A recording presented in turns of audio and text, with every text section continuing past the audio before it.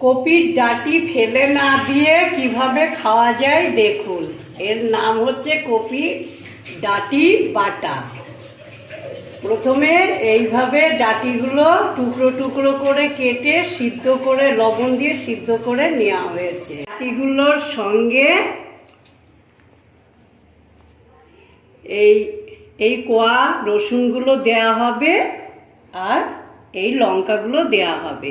ঝালটা যে যার পছন্দ মতো দেবে। কপির ডাঁটিগুলো সব বাটা হয়ে গেল মিক্সিতে।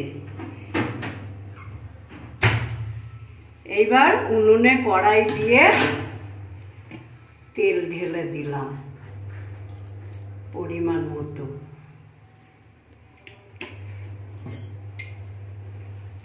এবার পেস্টে এই পরিমাণ 3 চামচ লবণ দিলাম। আপনারা লবণ ঝালটা নিজের ইচ্ছা মতো দেবেন।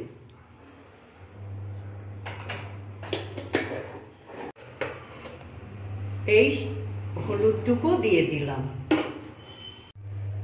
তেলটা গরম হয়ে গেলে 2টো শুকনো লঙ্কা, একটা তেজপাতা, ফ্লেমটা কমিয়ে দিয়ে আর একটু কালো জিরে ঢেলে দিলাম। পেঁয়াজ কুচি ঢেলে দিলাম। এবার লাল লাল করে পেঁয়াজগুলো ভেজে নেব।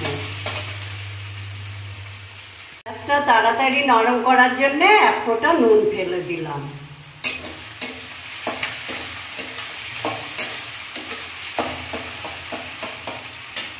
পেঁয়াজ দুটো লাল লাল করে ভাজা হয়ে গেল। এবার কপির ডাঁটি বাটা ঢেলে দিলাম।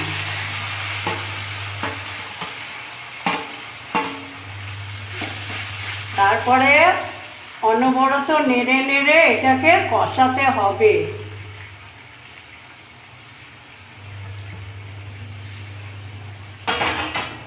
নেড়ে নেড়ে খুব সুন্দর করে বাটাটাকে কষাতে হবে যতক্ষণ না জল শুকিয়ে যায়।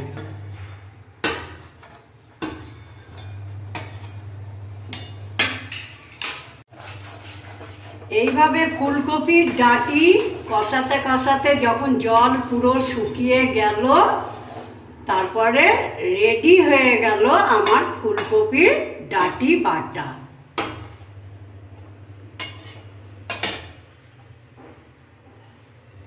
এবার পরিবেশনের জন্য ঢেলে নিলাম বাটিতে। দেখুন কত সুন্দর হয়েছে দেখতে, খেতেও সুন্দর হবে। আপনারা খেয়ে দেখবেন। যদি ভালো লাগে লাইক করবেন, শেয়ার করবেন, কমেন্টসে জানাবেন আর সাবস্ক্রাইব করবেন।